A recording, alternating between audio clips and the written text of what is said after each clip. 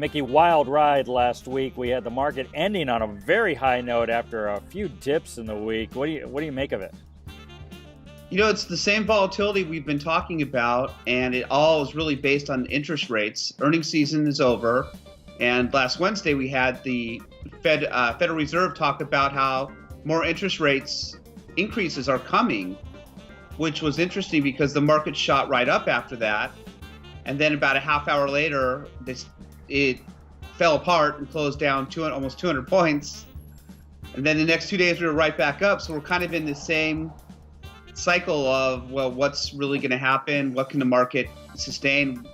No one really knows where we're going from here. Yeah, and this seems to be the new norm, at least for the next few weeks, of just this wild volatility as people are trying to figure out interest rates hikes and trying to figure out what the next step is. What are you telling investors?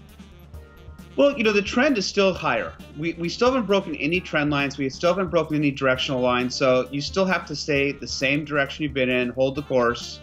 There's no reason to panic. We had that big down move. We bounced straight back. Is this the end of the bull market? We could be getting close to a top. Who knows? We'll see as we move forward.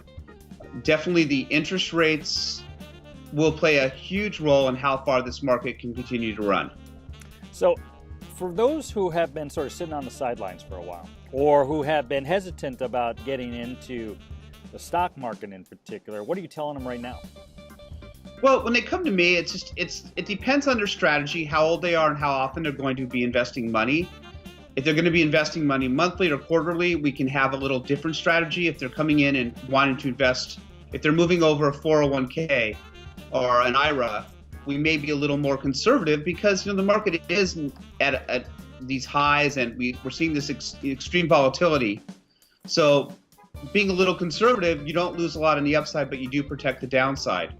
If you're buying every quarter, you're putting money in, you can be a little more aggressive because the market drops, your dollar cost averaging.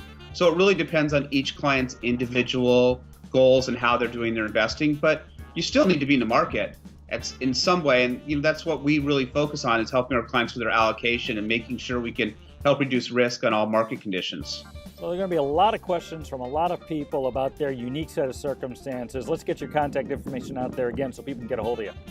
It's Mickey, Mickey, at Envestim, ENVESTIM.com. Follow us on Facebook, our Envestim page, and on Twitter at Investim1. I know you do those Facebook live posts daily. We'll look forward to those. Mickey, we'll talk next week. Thanks. Sounds great, David. Thank you.